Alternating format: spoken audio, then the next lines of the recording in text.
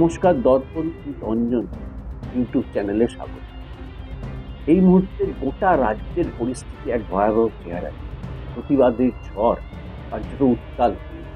Social মিডিয়ায় সর্বত্র প্রতিবাদ চলছে। জুনিয়র ডাক্তাররা রাজ্য জুড়ে ধর্মঘট করছে। আরজি করের ঘটনাকে কেন্দ্র করে গোটা দেশে বিভিন্ন রাজ্যে ধর্মঘটে নেমেছেন ডাক্তাররা। নিঃসন্দেহে বাংলার এটা মুখ খুলছে। প্রশ্ন উঠছে, এখনো কেন রাজ্য সরকার সিবিআই তদন্ত করাচ্ছেন? কেন মুখ্যমন্ত্রী বলছেন যে সোমবারের আগামী রোববার পর্যন্ত তারা আস্থা রাখবেন পুলিশের ওপর? পুলিশের ওপরই যদি আস্থা রাখেন, তাহলে এই ঘটনাকে কি করে প্রথম দিন আত্মহত্যা বলে চালানোর চেষ্টা হয়েছে? নাকি পুলিশের ওপর আস্থা রাখার জন্য যে কটা দিন সময় দেওয়া হচ্ছে তাতে প্রমাণ লোপাট করবার একটা ষড়যন্ত্র হতে পারে বলে মানুষ মনে করছে? ফলে কার্যত সোশ্যাল মিডিয়া থেকে শুরু করে রাজপথ সর্বত্র প্রতিবাদ উঠছে যে কেন এখনো সিবিআই তদন্তের দাবি সরকার নিচ্ছে না। কেন দ্রুত মৃতদেহ, ডক্টর ছাত্রীর মৃতদেহ দ্রুত সংস্কার করা হলো, তাই নিয়ে ইতিমধ্যে প্রশ্ন উঠে গেছে। যে স্লোগান 2021-এ শাসক দল দিয়েছিল, বাংলা শুধু নিজের মেয়েকে চায়, সেই স্লোগান কার্যত ব্যর্থ হচ্ছে বলে আজকে বহু মানুষ কিন্তু অভিযোগ করছে।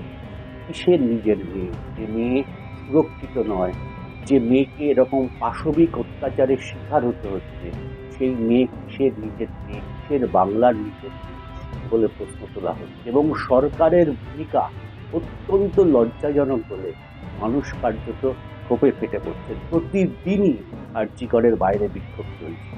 ডাক্তাররা স্ট্রাইক করেছেন, জুনিয়র ডাক্তাররা স্ট্রাইক করেছেন। ফলে পরিষেবা কার্যত সরকারি হাসপাতালগুলোতে নেই, কারণ সরকারি হাসপাতাল চালায় মূলত এরা।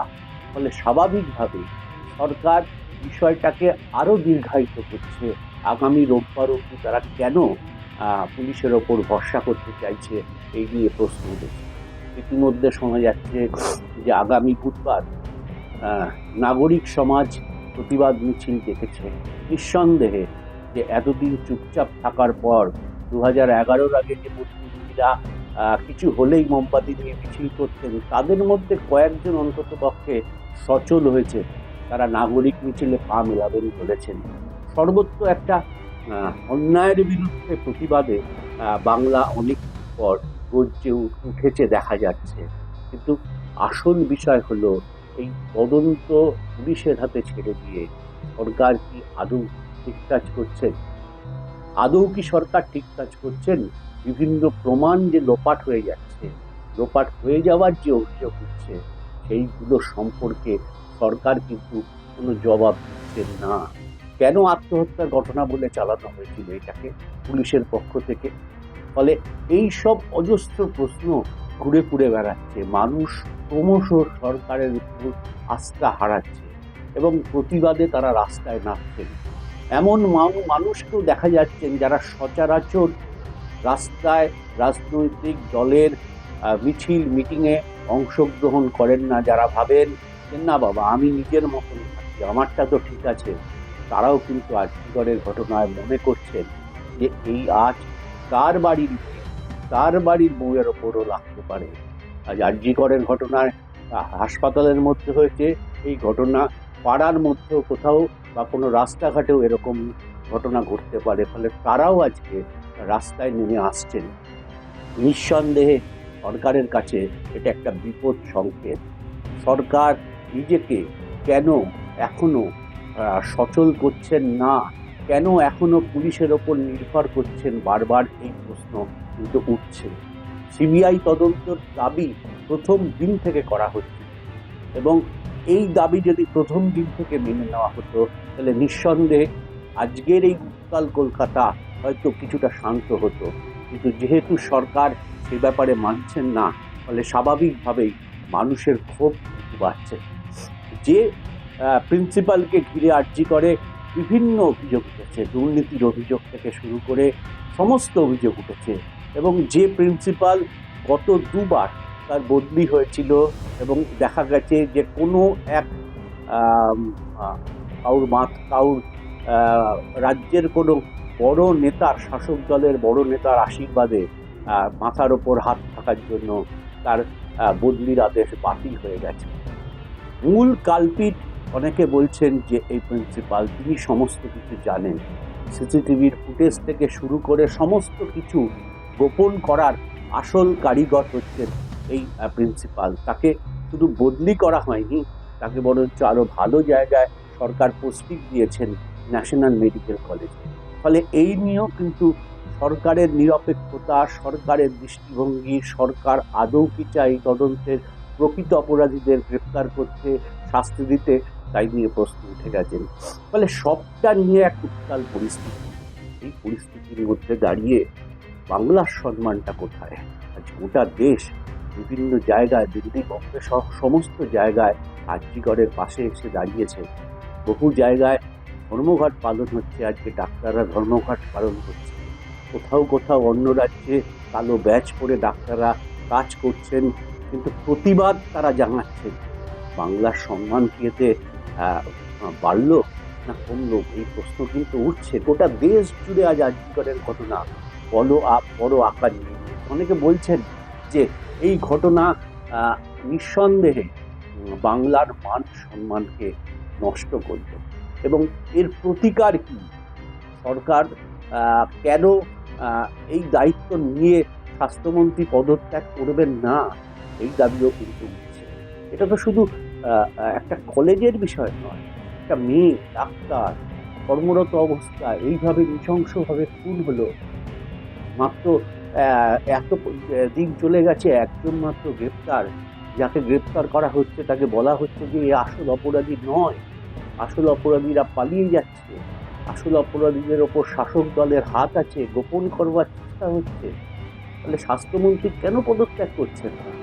স্বাস্থ্য দপ্তরে এখনো কেন ধরে বসে আছেন?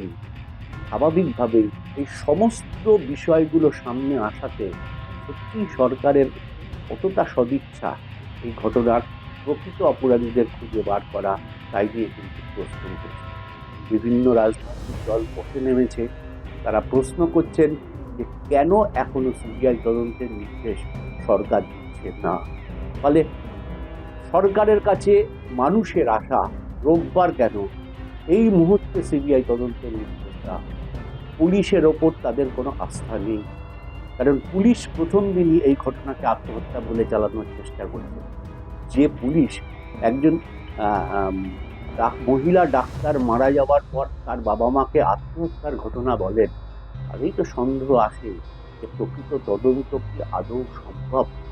ফলে স্বাভাবিকভাবেই সরকারের উচিত এই ঘটনা এখনই সিবিআই তদন্তের নির্দেশ দেওয়া। শুধু নির্দেশ দিলে হবে না, প্রকৃত পক্ষে অপরাধীরা যাতে শাস্তি পায়, এবং যারা এই ধরনের নোংরা কাজ করেছেন তাদের দৃষ্টান্তমূলক শাস্তির মাধ্যমে কিন্তু এই ঘটনা মানুষের কাছে যাতে পৌঁছয়, যাতে কেউ আর সাহস না করে। ফলে স্বাভাবিকভাবে সরকারের কাছে এই আশা মানুষ করছেন।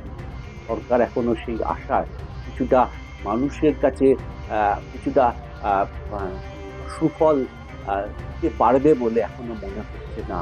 সরকারও জেদাজেদির জায়গায় রয়েছেন, কিন্তু এই ঘটনা জেদাজেদির জন্য নয়।